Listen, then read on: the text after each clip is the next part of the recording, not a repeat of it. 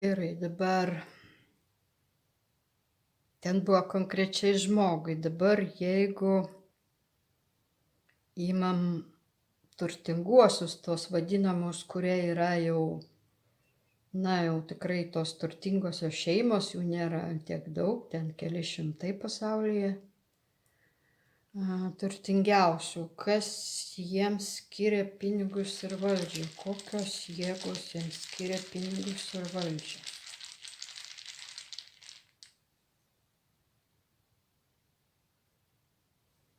Na tai požemis, vanduo.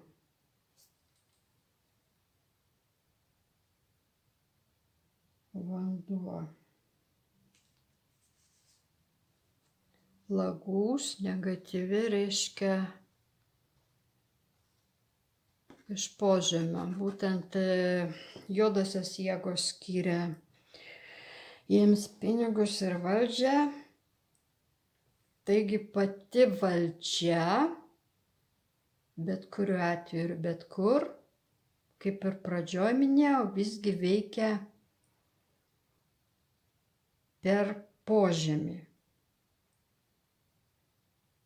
Tai yra taip. Reiškia, visi tie turtingieji per požemį gauna. Ar tai buvo ir praeityje?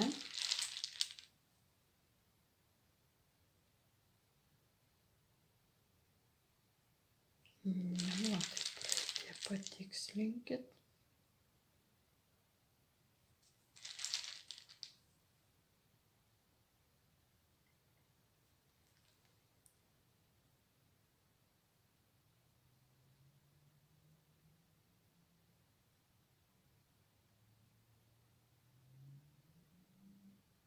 Ne, praeityje taip nebuvo.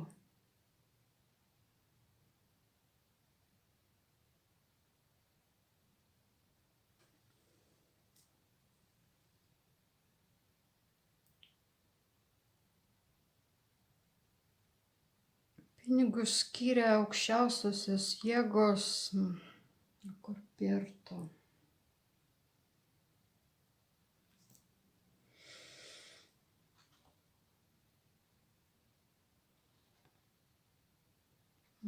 Žiūrim, kur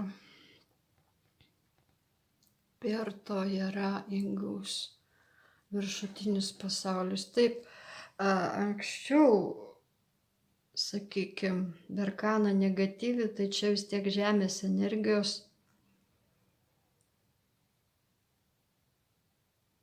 Reiškia, buvo skiriamos čia ugnis, čia vanduo, čia žemė. Bet buvo skiriamos aukštesnių, šviesesnių jėgų. Dabartiniu metu, reiškia, šių laikmečių eina visiškai iš tamsios pusės. Skiriama buvo. Tai yra skirtumas, reiškia. Civilizacijų skirtumas, aišku, todėl ir civilizacijas keičia. Taigi, taip, su pinigai žmogumi baigta. Gerai, ir paskutinis klausimas, žmonija ir jų skaičius. Ką aš turiu?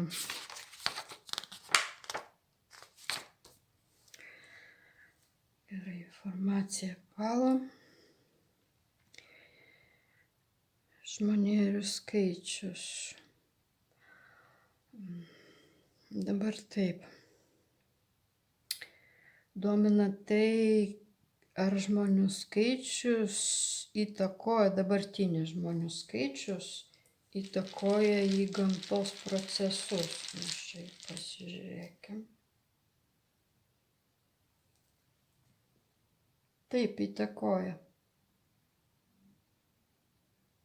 Skaudžiai įtakoja.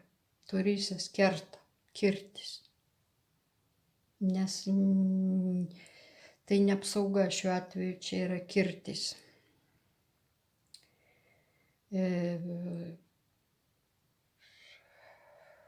Chaotiškai įtakoja žmonės gamtą. Tiesiog, taip, jie naikina gamtą. Taip. Taip, ačiū. Nu, tai čia žmonių skaičius blogina gamtos būklę, nu tai kas be ko, kaip blogina gamtos būklę. Nu, taip.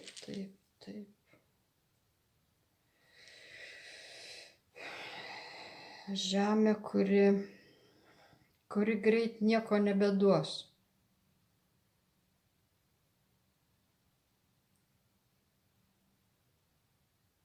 Gali įvykti ir taip, kad žemė išvis gali užšalti ties kažkurio momentu arba susistabdys gamtos procesas visiškai.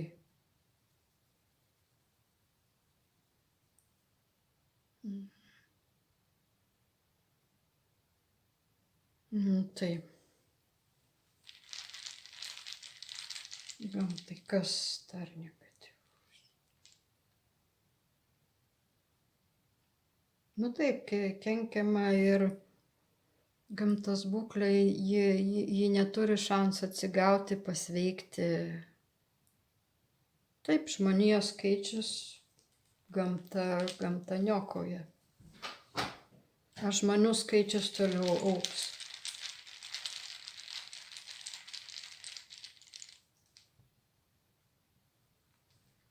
Taip. Per tada reiškia gimimą, vaikus. Bet kokie jie? Perto.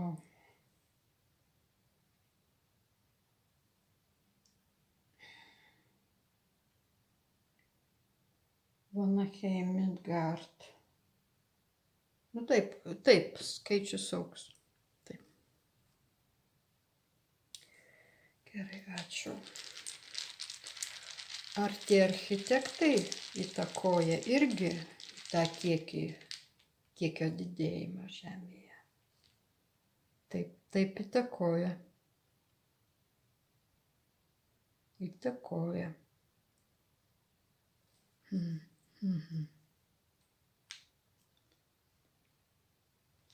O kodėl jie didina žmonių skaičių?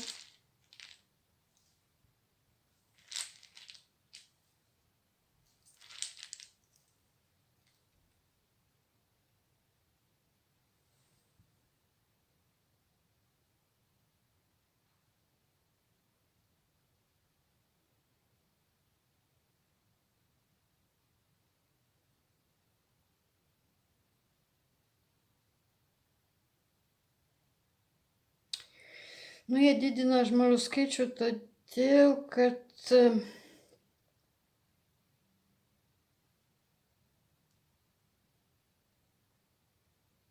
nežinau, man šiuo atveju rodo, kad, nežinau, kad kvailų žmonių kai skaičius didėja, tai taip.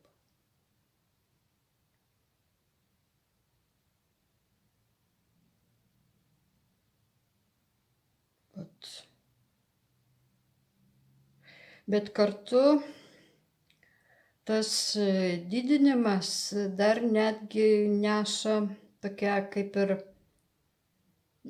ir mirtis kartu. Reiškia, toks procesas eina. Miręs gali būti žmogus, nejudėjimas.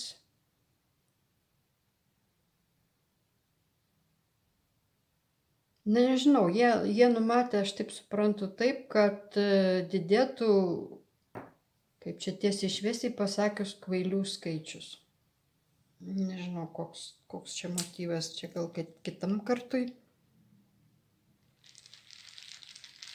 Kokiose energijose gyvena didžioji žmonijos dalis? Kokiose energijose? Nesėkmingose energijose. Trečią patikslinsim dar. Tai problemos, kad gyvena žemiškose tose energijose ir nuolatinis išlikimas finansinis. Vis išlikimas finansinis ir problema. Problema pinigai, pinigai problema. Ir va taip ir sukasi. O tokios energijose gyvena ir gyvens, taip ir. Kita vertus, jeigu žmogus neprotingas ir priklauso pinigai nuo intelekto, tai ir žmonių dauginama daugiau tokių puskvailių, natūralu, kad jie ir net negali susikurti taip to gerbūvio materialinio. Galima ir taip išvesti tą.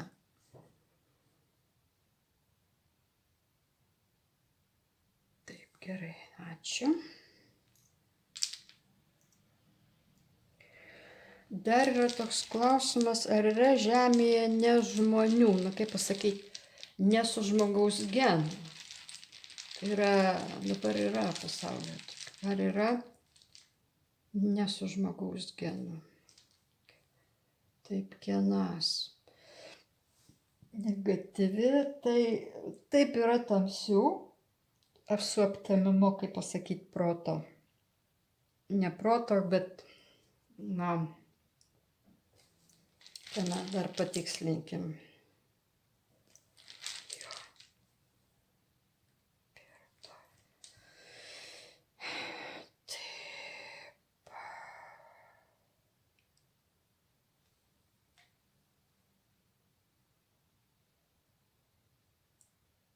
Genas, žmogaus genas, taip.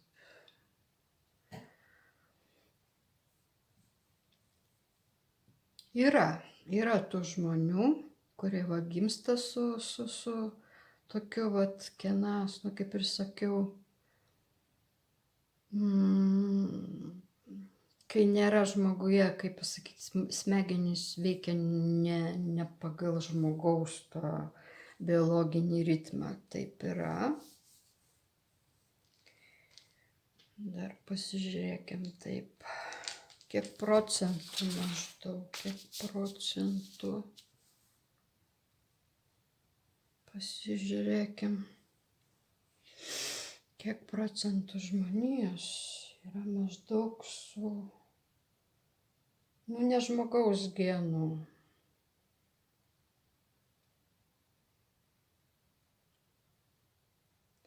Skaičių.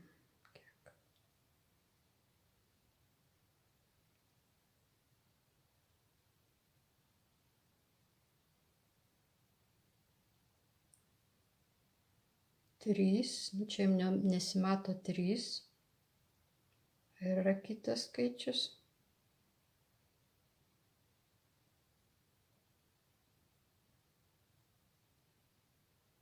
0. Ačiū. Žodžiu, 3 ir 0, 30%. Tai nėra daug, aišku, bet jau jų yra.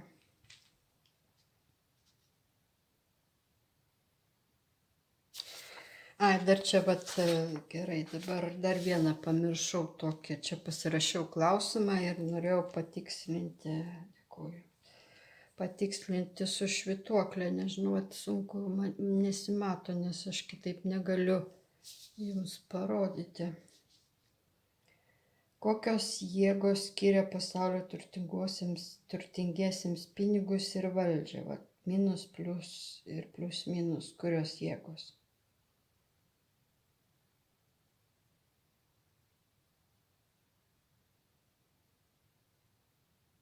Tamsios jėgos. Taip. Tamsios jėgos. Čia valdžia ir pinigus. Čia yra turtingiesiems. Ne konkrečiai paprastiems žmonėms, bet tie, kurie jau apėmė pasaulio procesus. Taigi, dėkoju runams už šios atsakymus.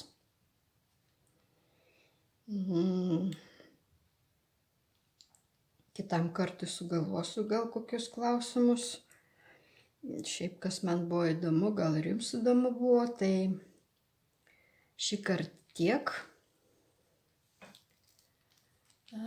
Runiškosios mantikos ir iki sekančio karto.